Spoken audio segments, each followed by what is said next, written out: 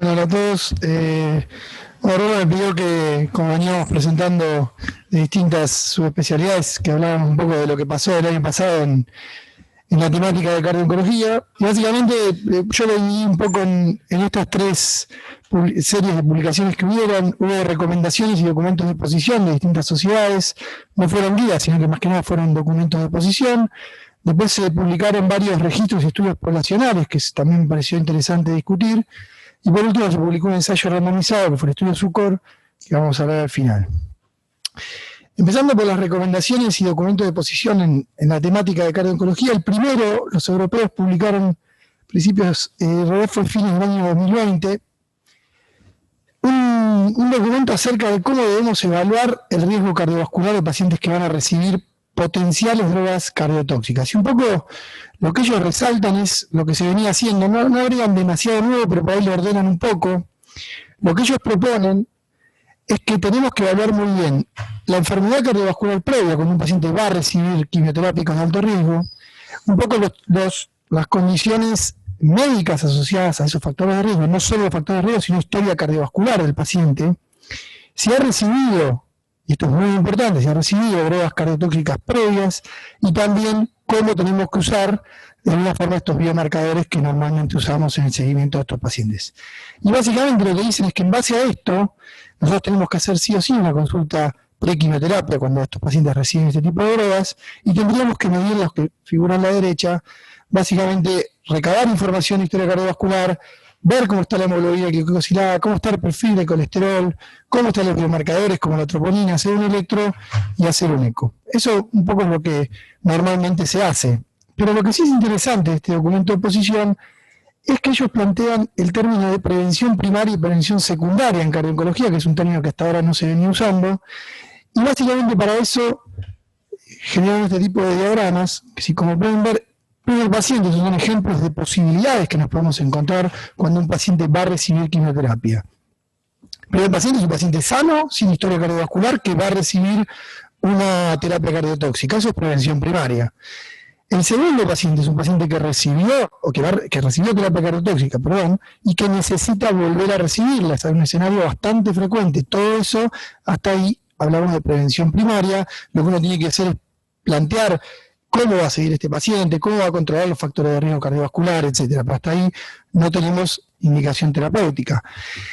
Los últimos tres ya sí hablamos de prevención secundaria, lo que propone es decir, bueno, ¿cuáles son estos escenarios? El paciente que tiene enfermedad cardiovascular previa y tiene que ser sometido a este tipo de tratamientos, el paciente que recibió quimioterápicos y tuvo toxicidad, el símbolo azul, y ahora necesita volver a recibir quimioterápicos, y por último, el caso más complejo, el que tiene todo, enfermo cardiovascular, con cardiotoxicidad previa y ahora necesitamos darle de nuevo.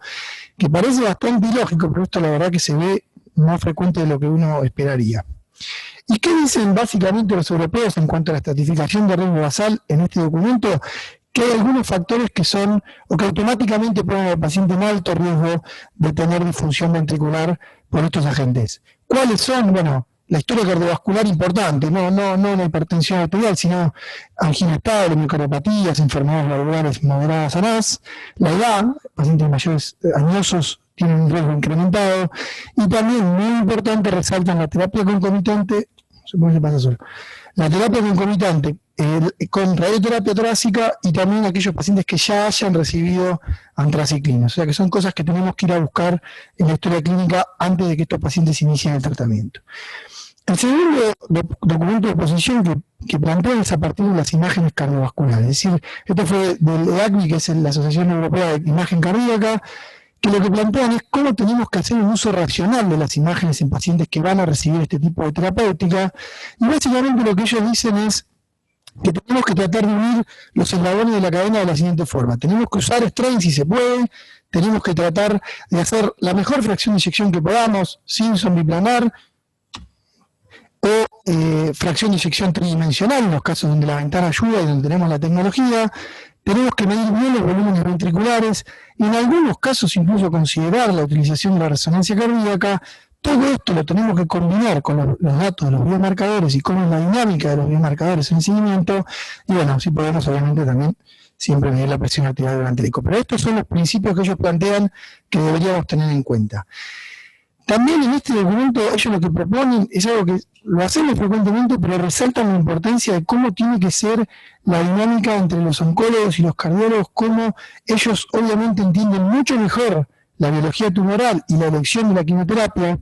Nos tienen que enseñar mucho acerca de eso a nosotros, pero nosotros también tenemos que hacer una buena estratificación del riesgo cardiovascular, enseñarles a ellos de cómo tenemos que seguir a estos pacientes, y en esta interconexión sale el trabajo en equipo que plantean siempre en el escenario de la cardio-oncología. ¿Y cuáles son las etapas donde uno puede trabajar y uno tiene que tomar decisiones conjuntas? Dijimos, la estratificación de riesgo, el diseño de un monitoreo durante la quimioterapia, cuando tengamos que elegir si tenemos o no que darle un tratamiento de cardioprotección, un tratamiento antirremodelado a los pacientes que están en quimioterapia, la decisión, esto es muy importante, la decisión de continuar o parar alguna quimioterapia, y por último, cómo vamos a hacer el seguimiento a largo plazo de los pacientes que sobreviven al cáncer. ¿Sí? Todo esto son decisiones que obviamente no se toman solos, sino que se toman en conjunto. Algo muy importante que trajo este documento de posición es esto, ¿no? Es decir, tenemos que unificar los criterios de cardiotoxicidad. Hoy por hoy, dependiendo la sociedad que uno busca, la guía que uno busca, los criterios no están unificados. En general, todos dicen que cuando la fracción de eyección cae 10 puntos y cuando la fracción de eyección atraviesa el umbral de normalidad, para cada uno es distinto. Fíjense, 50% para los europeos, 53% para los americanos, para los guías más de cardio-oncología 55%. Básicamente lo que hoy se acepta en todo el mundo es esto: 10 puntos de caída de fracción de eyección, abajo del 53% la FED, hablamos de cardiotoxicidad. Con respecto al strain, cuando cae 15% en forma relativa, no hablamos de cardiotoxicidad, pero sí de un paciente que está en claro riesgo de tenerlo. Estos son los esquemas que ellos proponen. Los europeos, en ese sentido, dicen que hay que estratificar el riesgo. En base a ese riesgo es cómo vamos a diseñar el monitoreo del seguimiento de estos pacientes. Esto parece bastante complejo, pero en el fondo termina siendo básicamente lo que hacíamos antes, o sea, hacer controles periódicos. Cuán periódicos depende del riesgo, y siempre asociarlo, está marcado con los tubitos de ensayo, con el dosaje de biomarcadores, predominantemente la troponina. Esto es para un esquema de antraciclinas aislado, un esquema que se llama de antraciclinas combinado, pero no combinado con drogas de tan alto riesgo, como puede ser el R-CHOP, el ABD, el tratamiento de los linfomas. Y el tratamiento de máximo riesgo que hoy tenemos es que generalmente se da en cáncer de mama con receptores R2 positivos, cuando tenemos 4 ciclos de quimioterapia, que está representado acá arriba, 4 ciclos de antraciclinas, además le damos paquetaxel por 12 ciclos, la paciente se opera, hace radioterapia torácica y después la seguimos con un año de trastuzumab. Máximo riesgo posible. Este es un paciente que, como ven, tenemos que tener un monitoreo súper cercano. Con respecto a los documentos de posición, esos fueron los más importantes, una guía de los británicos, pero no agregó demasiado. Y con respecto a registros y estudios poblacionales, yo elegí los que me parecieron más importantes. El más importante de todos creo que es este. El registro Cardiotox se publicó el año pasado, un registro prospectivo y multicéntrico. Esto es a diferencia de otros registros que se basan en bases de datos poblacionales. Este fue un estudio donde se pensó qué se iba a registrar y se registró en forma prospectiva. Se incluyeron más de 800 pacientes con un seguimiento casi de 2 años. Y el concepto más interesante que introducen los investigadores de este registro, de este estudio, es que no hablan solo de cardiotoxicidad, sino que también dicen que no sé por qué se pasa solo.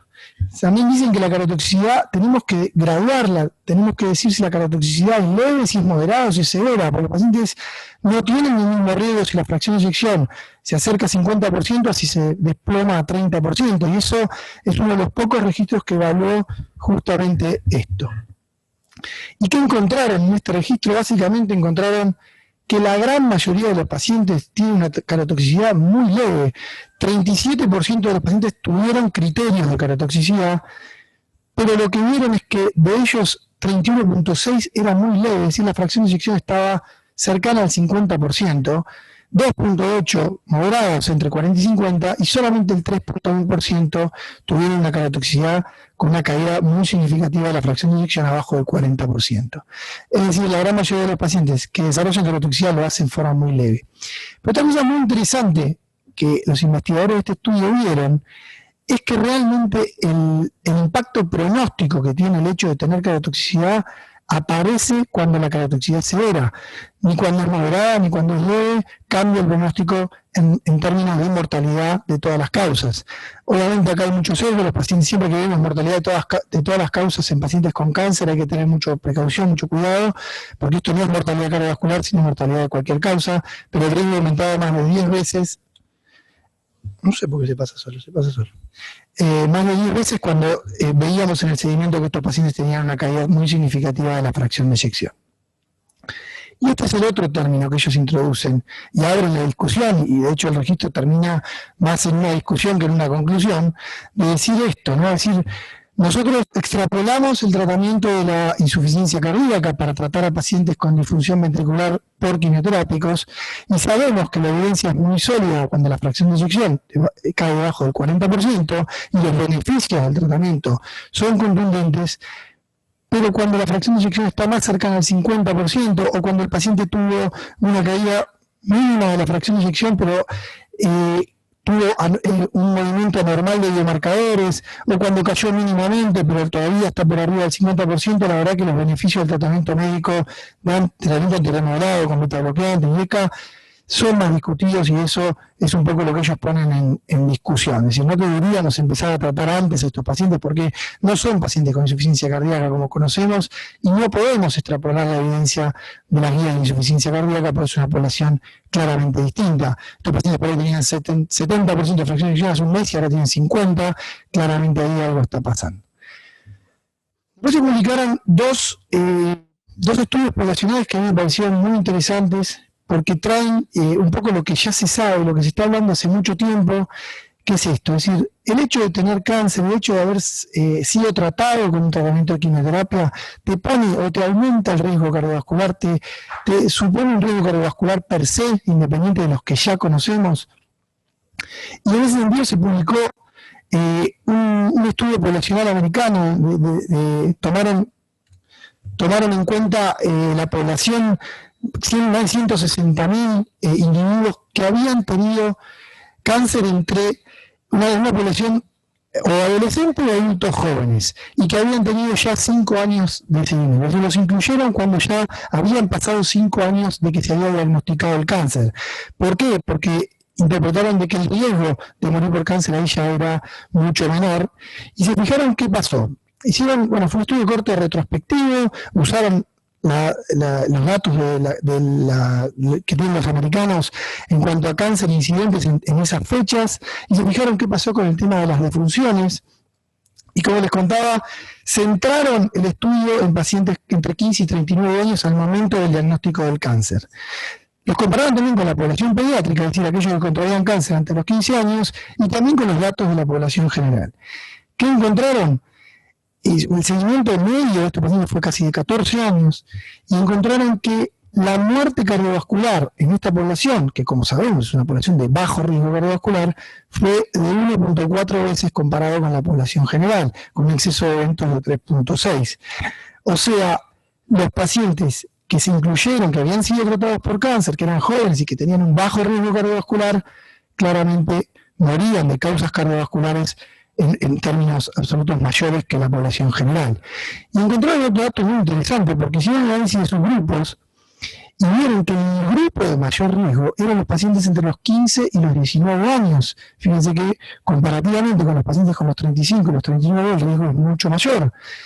Y esto se debió principalmente a que esa es la edad en donde los pacientes predominantemente se enferman de linfoma de Hodgkin, y eso estimaron que podía ser un riesgo relacionado al tipo de tratamiento que esta patología tiene. O sea, cuando el paciente tiene linfoma de Hodgkin recibe gran cantidad de antraciclinas en esquemas combinados, generalmente esquema BVD, es un esquema con gran cantidad de antraciclinas. Y también demostraron en el gráfico de la izquierda que estos pacientes en edad adultos jóvenes o adolescentes tienen un riesgo mucho mayor a los pacientes que contraían cáncer de chicos. Ahora, esa respondió la pregunta de qué pasa cuando un paciente tiene cáncer con respecto a su riesgo cardiovascular. Ahora, una pregunta interesante que surge es qué pasa al revés, si tomamos el camino contrario. Es decir, el hecho de tener factores de riesgo cardiovasculares me aumenta el riesgo de cáncer, es decir, seguimos el camino pero exactamente en la dirección contraria, y eso es lo que tomaron estos investigadores, los investigadores que publicaron este estudio que se publicó en JACC, donde lo que hicieron fue ver, en base al riesgo cardiovascular, cuántos de estos pacientes desarrollaban cáncer en el seguimiento. Y para eso tuvieron un diseño bastante interesante, porque agarraron los pacientes del estudio Framing y el estudio PREVEN, que fueron muy bien detallados los factores de riesgo cardiovascular, como todos sabemos, más de 20.000 individuos, y se fijaron en el registro americano cuántos de ellos hicieron cáncer en el seguimiento. ¿Y qué encontraron? Bueno, encontraron lo que más o menos todos sabemos. El cáncer también se relaciona con los factores de riesgo cardiovasculares que sabemos, principalmente con la edad, con el sexo, con el tabaquismo. Pero desarrollaron algo muy interesante, por lo menos para mí, que es esto. Le calcularon el score de la AJA, el score americano de riesgo cardiovascular, y pudieron identificar que esos pacientes, lo dividieron en cuartilos, a medida que su riesgo cardiovascular aumentaba, el riesgo de cáncer incidente en el seguimiento aumentaba casi en forma paralela. Es decir, si uno, en lugar de cáncer incidente, acá pone riesgo cardiovascular o eventos cardiovasculares mayores, las curvas yo creo que se van a parecer bastante. Es decir, que ellos terminan concluyendo que cuando uno hace prevención cardiovascular, probablemente también esté haciendo prevención de contraer una patología neoplásica. Algo que todos sabemos y que todos de alguna forma lo vemos en la práctica clínica de todos los días es que los pacientes con cáncer tienen más eventos trombóticos. Lo que hizo este estudio, que fue un estudio austríaco, también poblacional, 8 millones de personas de su registro del sistema de salud nacional, lo que hicieron fue evaluar comparativamente los pacientes con cáncer contra aquellos que no tenían cáncer en cuanto al incremento de riesgo de eventos trombóticos arteriales y venosos. Arteriales tomaron stroke, infarto y embolias arteriales periféricas o trombosis arteriales periféricas, y el riesgo de esto llegó casi a 7 veces. O sea, cuando un paciente tiene cáncer tiene casi 7 veces el riesgo de tener un evento trombótico arterial y casi 15 veces un riesgo de tener un evento de trombosis venosa, sea trombosis venosa profunda o embolia de pulmón. Bueno, y el último, creo que el más importante de todo, fue el ensayo randomizado, fue el que más ruido hizo, que fue el estudio SUCOR, porque primero que fue el primer estudio randomizado que metió el strain para probarlo, para probar básicamente esto, es decir, comparar la estrategia guiada por el strain versus guiada por fracción de eyección para prevenir la posterior disminución de la fracción de eyección y el desarrollo de cardiotoxicidad en forma prospectiva, randomizada y multicéntrica. Básicamente les costó bastante la recolección de pacientes. En la estimación muestral fue parecido a lo que ellos necesitaban de cálculo de pacientes arriba de 300. Tuvieron casi 5 años para recolectarlos. Participaron hospitales de todo el mundo. Y la población elegible fue pacientes que iban a recibir antraciclinas y que al menos tenían un factor de riesgo para desarrollo de cardiotoxicidad. O de recibir en forma concomitante trastuzumab, o tener factores de riesgo cardiovasculares, etc. Y lo que hicieron fue randomizarlos a una estrategia guiada exclusivamente por fracción de eyección, que podía ser unidimensional por Simpson o tridimensional, si estaba la tecnología, y hacer una estrategia guiada exclusivamente por la caída del strain. ¿Qué hicieron? Cuando el strain caía en la rama strain, iniciaban a partir de 12 puntos, iniciaban el tratamiento antirremodelado. Cuando la fracción de eyección caía de una forma significativa, también les empezaban un tratamiento antirremodelado y valoraron el punto final primario, que fue la fracción de eyección al año.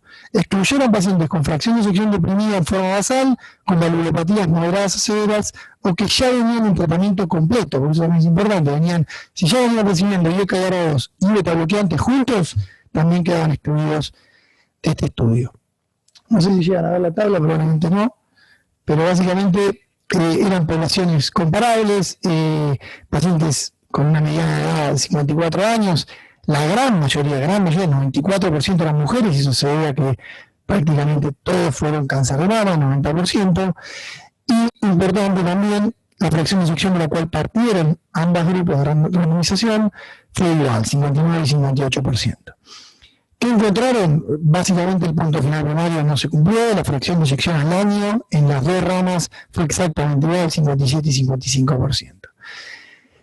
Ahora, cuando hacen el análisis de sus grupos, encontraron algo que sí puede ser interesante, que es esto. Cuando los pacientes se decidía empezar el tratamiento antirremodelado exclusivamente por un strain, mayor proporción de pacientes recibieron tratamiento antirremodelado, 44 pacientes, contra 20 pacientes donde se decidió iniciar el tratamiento antirremodelado guiados por fracción de eyección. Y cuando uno ve cómo se comportó en el subgrupo de pacientes tratados la fracción de eyección, en aquellos que se inició por strain, la fracción de eyección terminó igual, o prácticamente igual, 2.9% de diferencia, y en los pacientes que fueron tratados guiados por fracción de eyección, ahí sí el delta de fracción de eyección fue muy importante, arriba de 9 puntos, con 45% de ellos alcanzando los criterios de cardiotoxicidad. La disminución del riesgo relativo para desarrollo de cardiotoxicidad, si nos guiamos por el strain, fue del 70%. Plantean en la discusión si cuando empezamos el tratamiento por fracción de eyección no estamos actuando tarde, y bueno, eso fue lo que después se discutió bastante. Básicamente esto muestra lo mismo. Cuando nosotros nos guiamos por fracción de eyección, iniciamos el tratamiento de cardioprotección o antirremodelado, el 65% termina con una fracción de eyección anormal. Cuando empezamos el tratamiento por strain, solamente el 39%, mientras que el 61% tiene una respuesta de fracción de eyección adecuada y se mantiene prácticamente normal. ¿Qué conclusiones llegaron? Que la fracción de eyección al año no se vio alterada por las estrategias de strain o de fracción de eyección, y que el inicio del tratamiento antirremodelado guiado por strain sí reduce la caída de la FEI en el seguimiento. Salieron editoriales de esto, las editoriales no fueron muy benévolas. Esta fue la editorial que salió en la publicación de Jack, que dice básicamente, como concluye el autor de esta editorial, que a pesar de una gran expectativa, a pesar de mucho entusiasmo con el seguimiento con strain, todo sigue pareciendo mucho ruido y pocas nueces.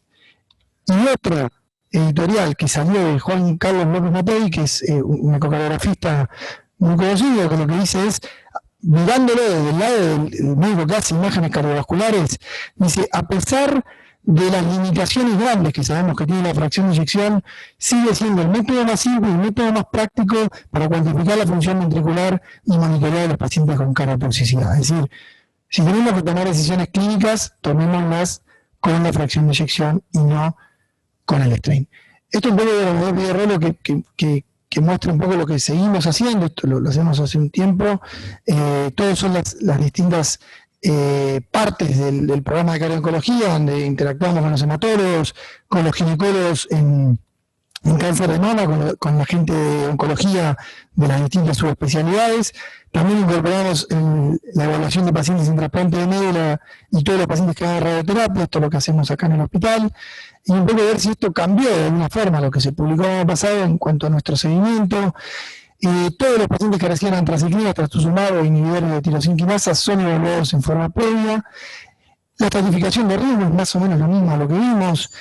Hacemos una estratificación de riesgo basada en el riesgo del paciente, en sus antecedentes y también en el tipo de tratamiento que van a recibir. Y esto de alguna forma condiciona cuán periódicos somos en el seguimiento. Si lo seguimos cada 3 a 4 meses, si lo seguimos cada 2 meses, si pensamos alguna quimioterapia alternativa en forma conjunta o si pensamos alguna estrategia de cardioprotección.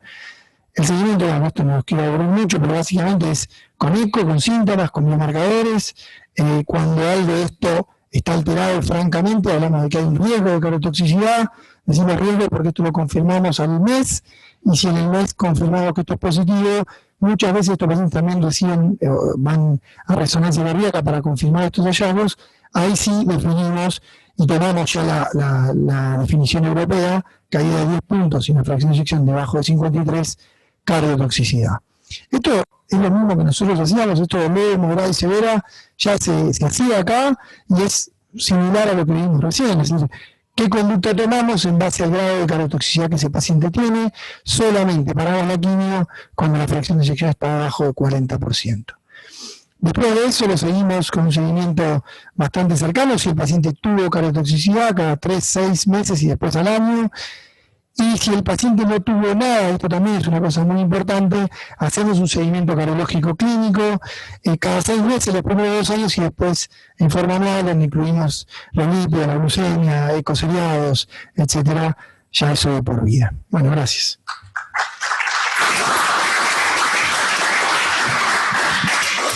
Bueno, Santiago, muchas gracias. Primero, el consultorio de cardiooncología.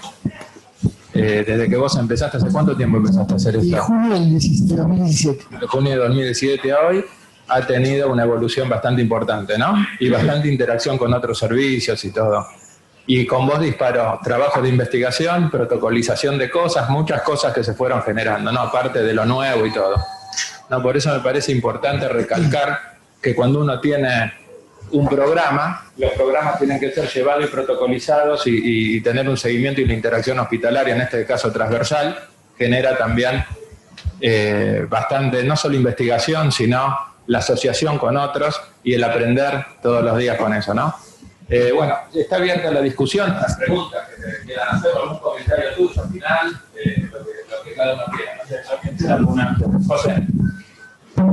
Santi, muy bueno el review del tema, la verdad que aprendí mucho. Y estaba pensando lo siguiente, acá en el hospital hay uno de los, en investigación, digamos, multicéntrica, uno de los servicios que más estudios tiene, más esquemas testea, es el de onco, o sea, pero por lejos. La cantidad de estudios que se hacen acá comparados con otros servicios es enorme. ¿Cómo es digamos, las evaluaciones cardiovasculares o cardiooncológicas en estos pacientes de protocolos? Ya vienen, supongo que vienen determinadas por el protocolo de estudio. Son, ¿qué características tienen? ¿Son mucho más minuciosas, más extremas, o más o menos siguen esos lineamientos que acabas de...? Sí, en general ese tipo de drogas, lo que más se está protocolizando ahora es toda la parte que más desarrollo tuvo, por lo menos el año pasado y el anterior también, es la parte de inmunoterapia, que es pembrolizumab, todo ese tipo de drogas, que en realidad son quimioterapias indirectas, porque no es que van y generan daño sobre la célula oncológica, sino que actúan sobre el sistema inmune. Le quitan ese freno de tolerancia inmunológica que se llama, y eso es lo que más se está desarrollando. Ya hay un montón de tratamientos, incluso, no sé, melanoma metastásico, que antes era un tumor que en 6 meses de expectativa de vida la prolongaron a 5 o 10 años con este tipo de drogas. Ese tipo de monitoreos se hacen principalmente, bueno, con electroseriados. Algunos piden biomarcadores, pero eso lo maneja el protocolo, o sea, eso no lo vemos nosotros. Nosotros, la verdad es que medio que lo miramos de afuera, a mí a veces me cuentan y a veces me hacen ver el electro que ya lo hicieron, pero son muy protocolizados por ellos. Y el eco, ahí tampoco es que tienen un seguimiento tan cercano por el tipo de droga más que nada, porque no son drogas que generen cardiotoxicidad directa. Esos tipos de fármacos tienen cardiotoxicidad también, que es la miocarditis, porque como le quitan el freno al sistema inmune para que el propio sistema inmune actúe sobre la célula oncológica, generan miocarditis autoinmune, que es un evento gravísimo, pero no se siguen como seguimos a los pacientes con las drogas clásicas. Digamos. Claro, sí, son protocolos que se basan en protocolos ya hechos, y en base a eso estiman.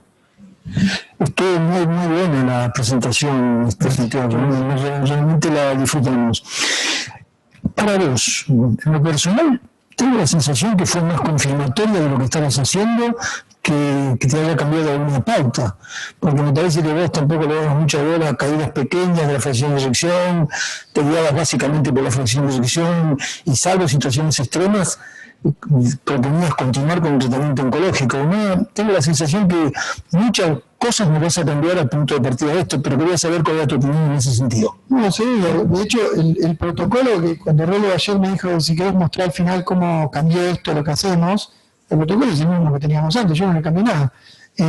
Lo que creo que va en dirección a cambiar o a así realmente ser revisado es cuándo empezamos el tratamiento de disfunción ventricular, porque hoy las guías dicen que hay que empezarlo cuando el impacto de la fracción de eyección es significativo. O sea, ¿Y eso no era así antes? no era así y no es así. De hecho, si uno lee la última guía de la Sociedad Argentina de Cardiología o la última guía europea, dicen que el tratamiento antirremodelado debería empezar cuando la fracción de eyección está debajo del 50%.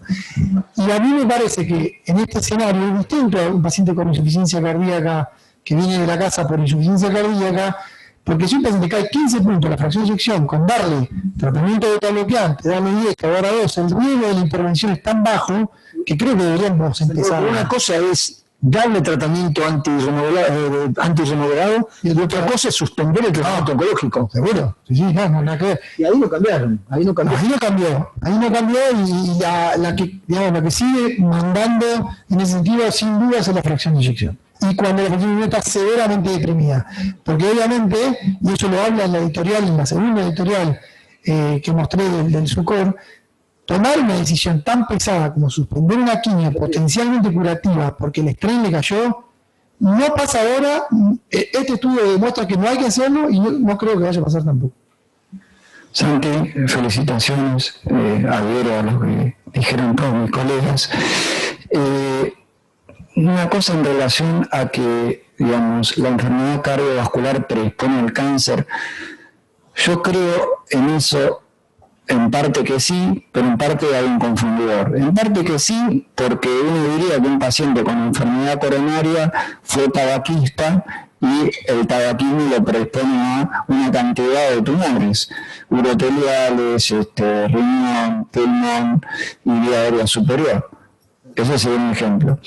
Otro sería también que los pacientes coronarios tienen más contacto con el sistema de salud, se estudian más tomografía. Acá un montón de veces vemos pacientes que van a cirugía cardiovascular, se hace una tomografía para ver el sitio de PMP y aparece un nódulo. O sea que ahí hay un confundidor también.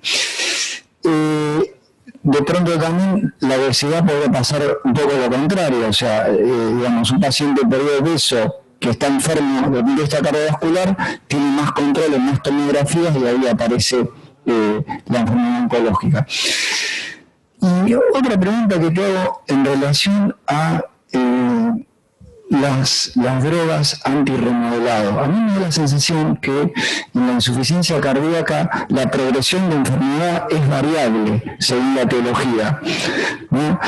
Y yo diría que en un extremo está cómo evoluciona el miocardio de un paciente posinfarto y después el resto, y que es muy variable.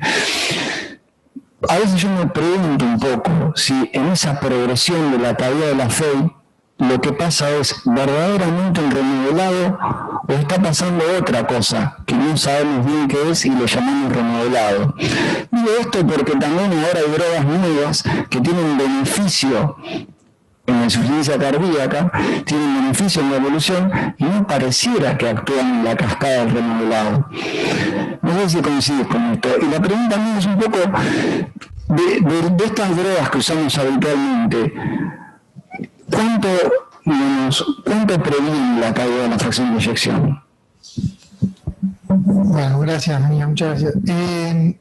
Yo creo que, a ver, de lo que vos decías, de que tal vez los mecanismos no sean los mismos, porque hay toxicidad directa, pero muchas veces lo que ocurre es cambios en el estado de carga, de la precarga, de la poscarga, pero sobre todo de la precarga. Eso es algo que también se habla mucho, es decir, ¿es realmente una caída de la fracción de eyección o es un cambio en las condiciones de carga? Porque estos son pacientes que tienen náuseas, tienen vómitos, se les pasa un montón de volumen cuando reciben la quimio.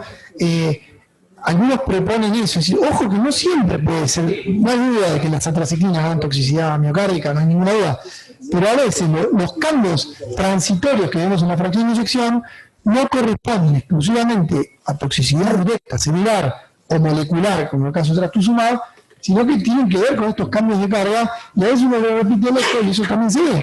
Cayó 7, 8 puntos la fracción de eyección, la repetís el eco sin ninguna terapéutica y la fracción de eyección vuelve a levantar.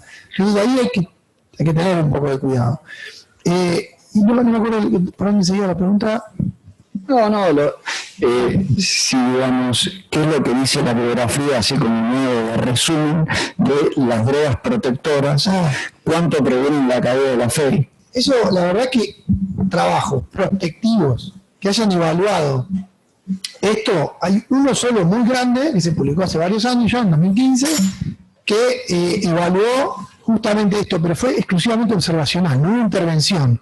Lo que hicieron fue, el Instituto Europeo de Oncología lo hizo, lo que hicieron fue ver, cuando iniciaron el tratamiento antirremodelado, los primeros 3 meses, y ahí sí es muy importante el tema del tiempo, de cuándo uno lo empieza, y arriba del 80% mostraron mejoría significativa, y que los pacientes que no iniciaron tratamiento antirremodelado, la prevención paulatinamente fue para abajo.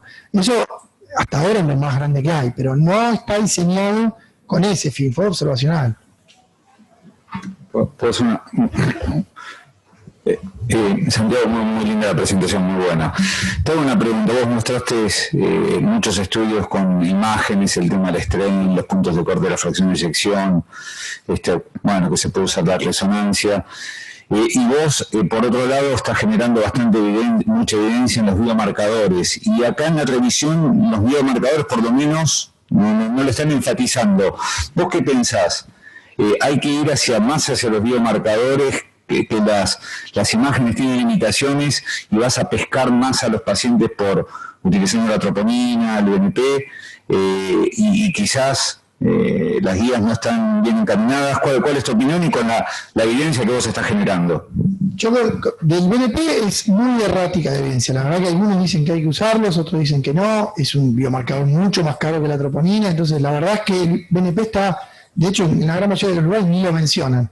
Entonces todo se centra en la troponina y tiene una explicación también, porque la toxicidad por antraciclinas, hay necrosis celular, por ende puede haber liberación de biomarcadores, tiene una explicación, digamos. Lo que creo que la fortaleza, es la que conocemos todos, la fortaleza extrema que tienen los biomarcadores es que la variabilidad es 0. Claro. Cuando uno pide la troponina y te sale 10 de troponina, tienes 10 de troponina, no hay dudas. La fracción de eyección incluso, que todos dicen que tenemos que seguir usando, la variabilidad del método anda casi en 10%, o sea, medimos la fracción de eyección, medimos, a pesar de tener una buena ventana de un operador súper entrenado, la variabilidad por ahí la podemos reducir, 5, pero cambios mínimos en la fracción de eyección es muy difícil de ver, y estos pacientes encima, que tienen radioterapia torácica, que tienen un expansor mamario, a veces nos cuesta un montón ver esos cambios mínimos. Entonces ahí el biomarcador para mí es fundamental, y lo que dicen de los biomarcadores es que el valor radica exclusivamente en su valor predictivo negativo. Es decir, cuando el paciente no mueve troponinas, uno se queda mucho más tranquilo, y cuando mueve, tal vez tengamos que seguir un poquito más de cerca, darle, digamos, si tuvo una caída transitoria de fracción de eyección, estar más atentos a eso. Pero el biomarcador no reemplaza la imagen, ni lo va a reemplazar. No, la acompaña, la ayuda, pero no la reemplaza, tal cual. Muy clara. Gracias. Yo recuerdo que se hablaba recién de los factores de riesgo comunes para el cáncer.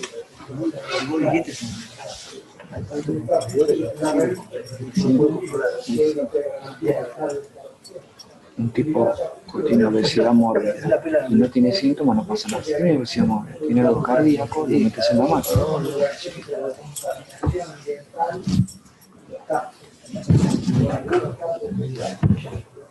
Y en los últimos años ha crecido mucho la vinculación entre la contaminación ambiental y la insuficiencia cardíaca, sobre todo, y otras enfermedades cardiovasculares.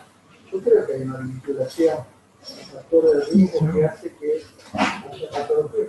¿Por qué hay lugares donde hay algunos datos dependerá de la dieta? En los países más industrializados que hay un tipo de cáncer y algún tipo de enfermedad cardiovascular más que otros. Creo que había algún nexo común general en muchos trabajos dirigidos a eso. Me parece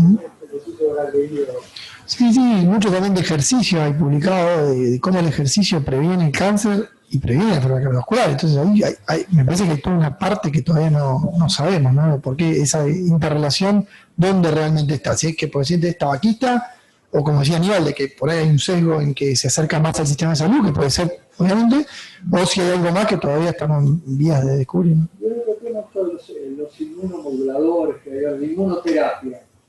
¿Has visto? Yo lo he leído mucho, pero ¿has visto miocarditis por efusión? No, lo que vimos, que fue un paciente que tuvo el grupo con Aníbal, fue una toxicidad por lenalidomida, que fue sospechamos que fue una miocarditis, de hecho venían dos esas mismas semanas, increíble, pero es uno de los dos casos que vino la misma semana, donde una fue constatada con resonancia, incluso con edema, incluso le hicimos resonancia ya en San Justo con T2 mapping, o sea, la miocarditis la tuvo, movió troponina, tuvo caída de la fracción de eyección, y eso es porque estas drogas, la lenalidomida es ya más vieja, se usan en mieloma hace un montón de tiempo, pero ahora lo que se está usando para cáncer de pulmón y melanoma metastásico es el pembrolizumab, que lo que hace es como quitarle un freno a los linfocitos T. Y esa quitada del freno para generar justamente la respuesta inmune contra las células oncológicas genera no solo miocarditis autoinmune, genera un montón de neumonitis, parotiditis, tiroiditis, autoinmune. De hecho, vos dijiste una cosa que yo no la tenía presente, pero me quedé pensando luego. O sea, todas estas drogas que son inmunológicas de alguna manera, que son la mayoría de las cosas que se están testeando ahora, uno podría invocar que la cardiotoxicidad es infinitamente menor, porque no tienen agresión directa con la célula miocárdica. Sí, de hecho la incidencia, el pembrolizumab, que es la más importante que se usa, la incidencia de miocarditis autoinmune es menor al 0,5%, o sea, es extremadamente rara. El problema que es gravísima. Está bien, pero estamos hablando de que las otras tienen una tasa de daño miocárdico del 30% contra 0,5%. El problema es que, de hecho, grosso eso, ¿no? en los protocolos le piden troponina, y si la troponina en general no debería subir. Si sube, obliga a cortar porque quiere decir que está habiendo cierta toxicidad autoinmune, que se llama. Pero sí, es extremadamente rara, pasa que tiene una mortalidad del 50%, las series que están reportadas cerca del 50%, es gravísima. Es como una miocarditis fulminante de selva gigante, diría.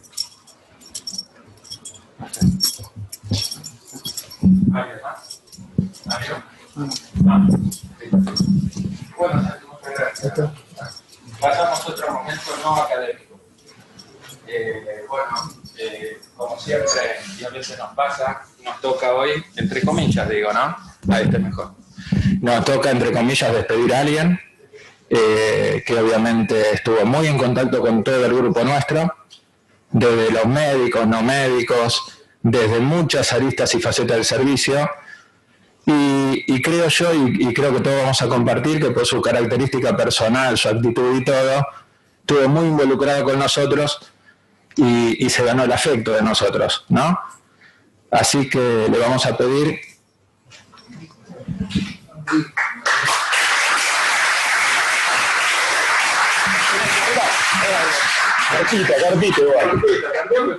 Bueno, nada, agradecer, la verdad que a todos, yo estoy ya hace casi 7 años acá en el servicio y la verdad que encontré un equipo de personas, de grandes personas que me han ayudado mucho en el día a día y bueno, siempre voy a estar agradecido por todo lo que me han brindado, todo lo que he aprendido en estos años y bueno, la verdad que me estoy llevando eso de acá, que es esto de haber encontrado esta clase de personas y muy contento por todo y bueno, ahora enfrentando un nuevo desafío, una nueva etapa, pero siempre agradecido a todos ustedes. Siempre desde enfermeros, técnicos, bueno, los chicos que trabajo administrativos, médicos, la verdad que sin palabras, solo agradecerles y bueno, espero que nos volvamos a encontrar algún día. Así que muchas gracias a todos.